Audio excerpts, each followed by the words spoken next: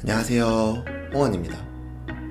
여러분들에게 항상 여러분들이 몰랐던 그런 사실들과 제 정보력을 기반으로 좋은 입시 결과를 이끌어내기 위해서 노력하는 홍원입니다. 네, 반갑습니다. 오늘 제가 전해드릴 내용은요, 여러분들이 지금 시즌에 가장 많이 고민하고 있을 거예요. 학점은행제, 이 부분에 대해서 여러분들에게 설명을 드리려고 하고 있습니다. 인터넷을 보시게 되면요, 인서울 편입 너도 할 수 있어, 4년제 대학교 총장 명의의 학사학위 2년 안에 취득이 가능하다, 뭐 이런 얘기들을 굉장히 많이 보셨을 거예요. 그런 문구들을 보면은 이게 진짜로 된다면은 내가 그렇게 힘들게 고생해서 대학을 갈 필요가 없는데, 그쵸? 그렇게 재수를 할 필요가 없는 건데, 그쵸? 그 부분에 대해서 확실하게 다잡기 위해서 몇 가지를 소개해 드리려고 합니다. 인터넷에 이미 학점은행제, 그런 제도들에 대한 설명과 이제 그런 장점들에 대해서는 굉장히 낱낱이 설명이 되어 있어요. 근데 실제로는 그것과 조금 차이가 있다는 것을 알려드리려고 이렇게 영상을 찍게 되었습니다. 첫 번째로, 일단은 뭐 여러분들이 다들 진부해 하실 수도 있겠지만 학점은행제 제도가 뭔지, 어떻게 운영되는지, 이게 왜 있는 건지, 이 부분에 대해서 간단하게만 짚고 넘어갈게요. 일단은 학점은행제 제도라는 것은 말 그대로 학점을 은행처럼 이렇게 저축을 해서 학위를 받는 과정입니다. 이 목적이 뭐냐면은, 원래는 이제 우리 어머니나 아버지 그런 분들이 교육을 제대로 받지 못했기 때문에 그 부분에 대한 것을 해소시켜드리고자 만든 게 학점은행제 제도예요. 그래서 한국방송통신대학교가 있는 거고요. 그렇게 됐는데, 이제 그런 학점은행제 제도는 이제 이런 학점들을 뭐 전문 기관들에서 수학을 하고 자격증, 독학사 이런 것들을 합산을 해서 이제 각자의 규정에 따라서 교육부에 제출을 하게 되면은 심사 후 학위를 발급받게 됩니다. 여기서 뭔가 이상한 거 느끼셨나요? 왜 학점은행제 제도는 교육부에서 교육부에서 학위를 줄까요? 대학에서는 대학교 총장이 학위를 주는데, 그쵸? 자, 이 부분에 대해서 설명을 드리기 위해서 학점은행제 기관이 어떤 건지 알아보겠습니다. 첫 번째로는요, 여러분들 방금 제가 설명드렸듯이 한국방송통신대학교가 있어요. 이와 유사하게 대학에 있는 사이버대들이 있고요. 그리고 요즘 대학에서 개설하는 그런 것들이 있죠. 전산원, 호스피탈리티, 뭐 정보과학교육원, 뭐 이런 미래교육원, 그 다음에 또 콘서바토리, 이런 것들이 있어요. 뭐 예체능 부분인 콘서바토리는 조금 차이가 있긴 하지만, 물론 저는 학점은행제랑 똑같은 제도이기 때문에 저는 별로 그렇게 좋게 보지만은 않습니다. 뭐 당연히 일반 대학보다 못한 거는 사실이잖아요. 여러분들이 노력을 폄하하는 건 아니지만 어쨌든 간에 콘서바토리는 정식 대학은 아니다, 그렇게 말씀을 드리고 싶습니다. 뭐 그렇게 돼서 이렇게 그런 대학에서 뭐 우리 학교 총장 명의 학위를 준다, 뭐 이런 식으로 얘기를 하면서 꼬드겨요, 여러분들을. 2년 안에 학사학위를 해서 우리 학교로 편입해라, 이렇게 얘기를 해요. 그럼 똑같지 않냐, 이렇게 얘기하는데 다릅니다. 이게 어떤 게 다르냐면요, 거기서 일단은 먼저 장점, 특전이라고 얘기해 주는 것에 대해서 하나씩 비판을 해볼게요. 대부분 하는 거는 첫 번째로 2년을 안에 졸업을 하고 그 다음에 이제 편입을 하면 된다, 이렇게 얘기를 해요. 근데 실제로 막상 가보면은 2년 안에 하는 게 굉장히 힘듭니다. 일단은 2년 안에 할 거면요, 거기서 84학점 수업을 이수를 해야 되고요. 물론 F학점 하나도 나오면 안 됩니다. 거기에다가 추가로 이제 자격증 3개 취득해야 되고요. 독학사 3과목에서 12학점 취득을 하는 게 각 기관에서 기본적으로 제공하는 방식입니다. 근데 저는 이 방식이 굉장히 마음에 안 들었어요. 왜냐면은 여기서 하나라도 삐끗하면은 이제 학사 학위가 안 나와요. 어떻게 되냐면요, 한 학기가 밀려요. 2년 6개월이 된단 말이죠. 이 부분에 대한 것을 명확하게 해줘야 되는데, 기관들에서는 일단 여러분들 받아야 되니까. 근데 이게 심리전인 게 뭐냐면요, 지금 시즌에 여러분들이 고민하는 이유가 뭐예요? 재수하기 싫어서예요. 재수해도 자신이 없을 것 같고, 그래서 학점은행제를 선택을 하려고 하기 때문에 그런 심리를 교묘하게 파고들었다는 거죠. 그래서 1년이 지난 시점쯤에서 상담을 하면 그때서야 얘기를 해줍니다.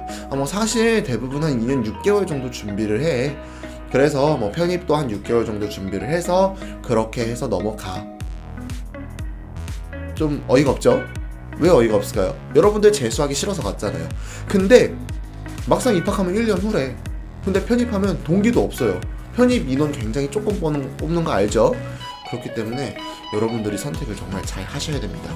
자, 두 번째로 이제 대학에서 똑같은 캠퍼스를 사용하고 똑같은 혜택을 누린다. 뭐 도서관, 기숙사 이렇게 얘기를 해요.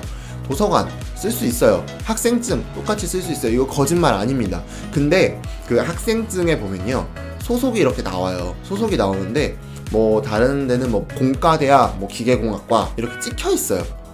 뭐 학번도 당연히 찍혀 있고 이름도 찍혀 있고 사진도 붙어 있고요.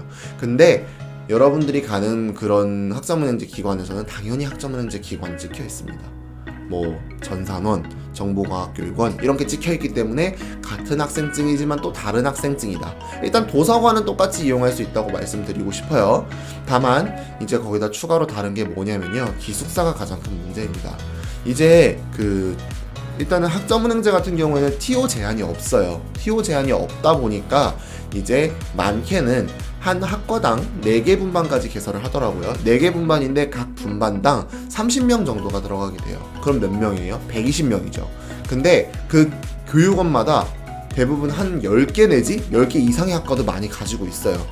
근데 그렇게 생각해보면 몇 명이죠? 한 1200명 정도 된다는 뜻이죠. 근데 여기서 기숙사 수용 가능 인원이 얼마일 것 같아요? 일반 대학이랑 똑같이 할당을 할까요? 절대 아니에요. 그 기관에서 한 20명? 그 정도만 해줘요. 그러니까 실제로는 거의 안 된다고 보시면 돼요. 그렇게 약간 눈속임을 한다. 그런 정보를 확실하게 아시면 될 것 같고요.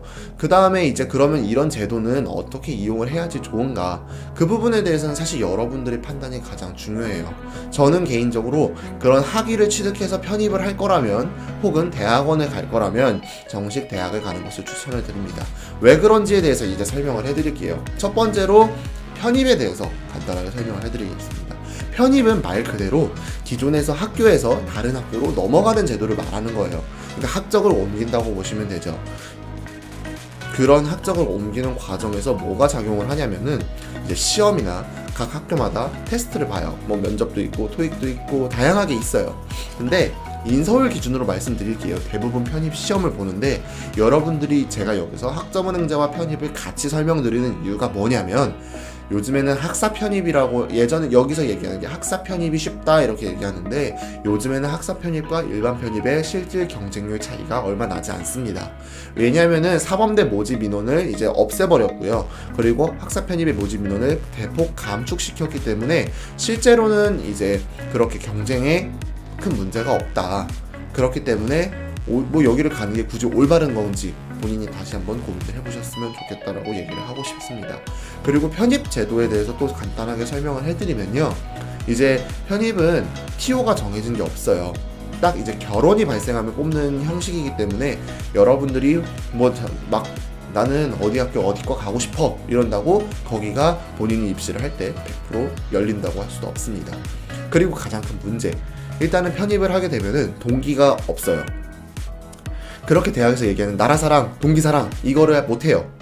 왜 그러냐면은 편입은 정말로 많이 뽑는 학과가 가면은 물론 한 10명 뽑긴 해요. 근데 그건 편입 동기지 여러분들 입학 동기가 아니기 때문에 그게 친해지는 게 조금 힘듭니다. 물론 학교 따라 학과 따라서 편입생들을 이렇게 적응을 도와주는 학과도 있어요. 근데 그런 학교들은 굉장히 드뭅니다. 실제로 편입이 어떻게 되냐면요, 2월달에 대부분 최초 합격자를 발표를 해요. 2월달에 최초 합격자 발표를 한다는 게 무슨 뜻이냐면요, 수강 신청은 이미 끝났다는 얘기예요. 수강 신청 다 끝나고 이제 남은 거를 가지고 여러분들이 첫 학기는 들어야 되고 졸업하기도 바쁘고, 왜냐하면은 이제 공과대학 같은 경우에는 공과대학 학위를 받을 거면은 뭐 인증제가 있어요. 그걸 취득하기 위해서는 또 뭐 공업수학 이런 걸 들어야 되기 때문에 그런 문제도 발생을 한다는 거 있습니다. 그리고 또 추가로 여기서 얘기를 해드릴 게 뭐냐면은 이제 수강 신청 얘기가 나와서 그러는데 아까 학점은행제 얘기를 할 때 그런 기관에서 뭐 똑같이 사용한다고 하는데 실제로 포털은 여러분 사용 못합니다. 포털을 왜 사용 못하냐면요, 포털은 대학교 거예요. 대학교 거기 때문에 안 된다는 겁니다. 그 여러분들은 국가평생교육진흥원 거기에 있는 것에 기록을 하게 됩니다.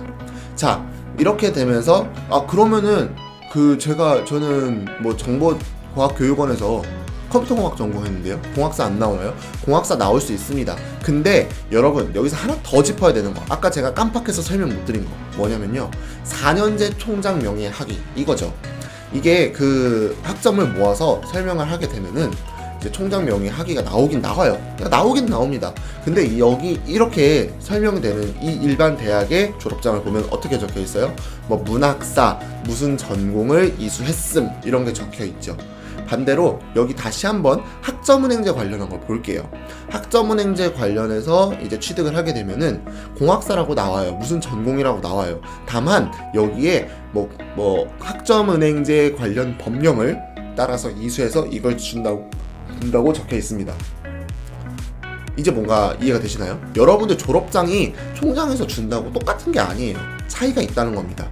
그리고 심지어 총장 명예 학위를 받기 위해서는 이 기관에서 84학점 이상을 무조건 수업을 들어야 돼요. 돈 다 내면서. 여기 국가장학금 안 됩니다. 왜? 정식 대학이 아니기 때문이죠. 그런 것들도 확실히 아셔야 되고요. 이제 그렇게 해서 학위를 받았다고 합시다. 이거 대학교에서 조회 안 돼요. 여러분들 다 국가평생교육진흥원에서 조회하셔야 됩니다. 자, 이렇게 됐어요. 그러면 이번에는 대학원 제도를 알아보죠. 가끔 학생들이 저는 학위 빨리 따고 대학원 빨리 가서 저는 빨리 뭐 박사를 할 거예요, 연구원을 할 거예요 이러는데, 요즘과 예전이 좀 많이 달라졌어요. 예전에는 이제 그 학점은행제를 통해서도 대학원을 조금 잘 가는 경우가 있었습니다. 이게 왜 그러냐면은 대학원이 예전에는 사람들이 진학률이 굉장히 낮았어요. 근데 요즘은 올라가죠. 왜 그러냐면은 대학교 학위만 가지고 이제 취업이 안 돼요. 그러니까 불안하니까 자기가 전문직이 되겠다고 대학원을 가거나 이제 그 취업 준비 기간에 뭐라도 해보자 해서 대학원에 가는 경우도 많이 있어요. 그렇게 되면 어떻게 돼요? 우리 학점은행제 학생들은 계속 밀려요. 학점은행제 생각해보면 여러분들도 똑같을 거예요. 자, 4년제 서울권 학생들이 있고요. 이제 그 다음에 직어국이 있고요. 지방대가 있고요. 여러분들 학점은행제는 가장 밑단이에요. 왜? 제대로 된 교육을 배우지 않았기 때문에. 그런 것들을 염두에 두시면 좋을 것 같습니다. 이전에는 그래서 되게 막 좋은 대학원을 갔다 뭐 이렇게 얘기를 해요. 근데 요즘에 보고 나면은 어떻게 되냐면은 중경외시 대학원만 가도 다행이에요. 근데 참고로 스카이, 포카 이쪽 대학원들과 중경외시 대학원, 물론 교수님들은 다들 좋으신 분이지만 연구도 활발히 하시지만 연구비 규모에서는 차이가 날 수밖에 없습니다.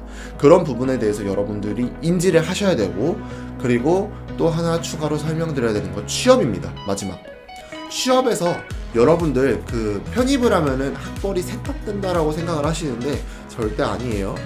취업이나 대학원 이런 데서 이제 여러분들에게 서류를 요구할 때 어떻게 하냐면요, 이제 여러분들 최종 학력을 내라고 하고요. 그리고 편입 전 성적, 그리고 편입 전에서 나왔던 거 전부 다 내라고 합니다. 즉, 그 학점은행제에서 나왔던 거는 평생 따라간다는 얘기예요. 그래서 제가 추천드리는 게 뭐냐, 그냥 일반 대학 가세요. 지방대 4년제라도 가셔서 거기서 편입 준비를 하시면 됩니다. 여러분들이 궁금해하는 편입 전형, 그거 궁금해하시면 제가 따로라도 알려드릴게요. 걱정하지 마시고 제가 하라는 대로 따라와 주시면 감사할 것 같습니다. 오늘 제가 전해드리려는 정보는 여기까지예요. 사실 조금 날카롭게 얘기가 들어갈 수 있어요. 그래서 조금 굉장히 조심하려고 했지만 뭐 여러분들이 좋은 정보는 이미 알고 있으니까 정보를 올바르게 판단하는 시각을 길렀으면 좋겠다라는 생각에서 이번 영상을 촬영하게 되었습니다. 수능 보신 분들 너무 고생 많으셨고요. 남은 대학 입시 마무리 잘 하시기 바랍니다. 도움이 되셨다면 구독과 좋아요, 알람 설정까지 부탁드립니다. 다음에 더 좋은 영상으로 찾아뵙겠습니다. 감사합니다.